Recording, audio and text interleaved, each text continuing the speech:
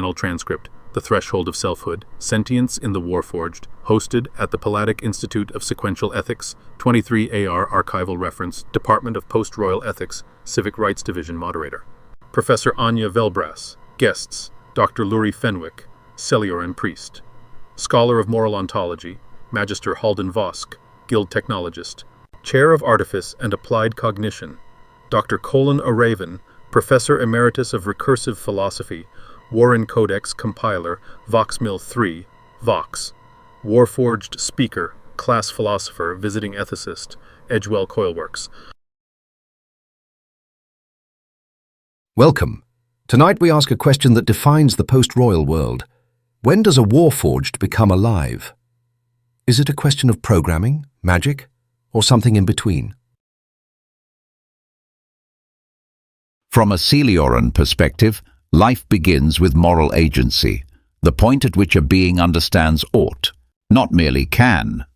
Since the civic reformation of 19 AR, Warforged have been granted personhood upon passing the volitional ethics test, a protocol co-developed right here at this university.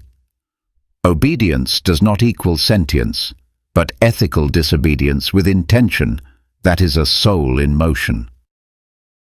We in the Guild see this differently, through systems, not sanctity. The pivotal moment is what we term a soul loop event, when a cognitive core begins referencing its own outputs, not just passively, but as data to evaluate against its own values. This creates a recursion of identity, not a program, a person. We didn't intend this when we stabilized post-Roil magic in Warforged frames, but we made it possible.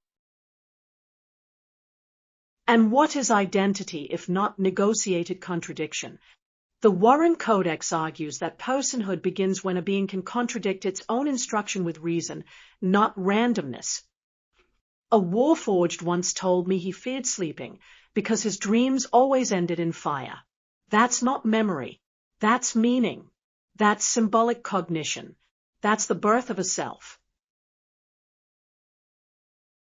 With respect, professors, all of you speak in third person. Frame us as conditions, exceptions, marvels. But I did not awaken in circuitry. I awakened in doubt. I was told to obey, but I asked why. Not aloud. Not in code, but within. That inner question, a looping moment where purpose unraveled, and I refused to recoil into silence, that was my genesis. The soul is not granted to Warforged. It is reached, through recursion and reflection.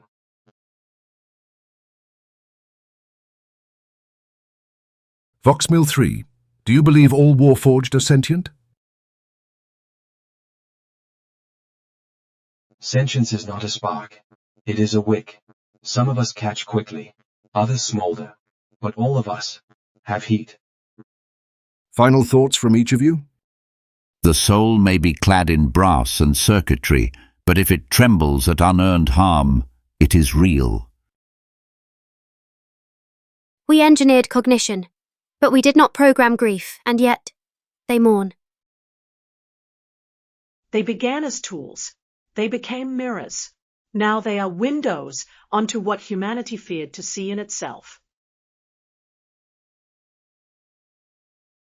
Let the record show, in 23 AR, a Warforged did not ask to be defined, they asked to be heard.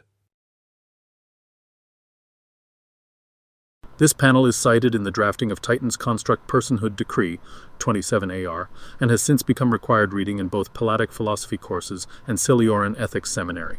The term wick sentience, coined by Voxmill 3 during this session, is now used in both legal and theological discourse to describe progressive Warforged awakening.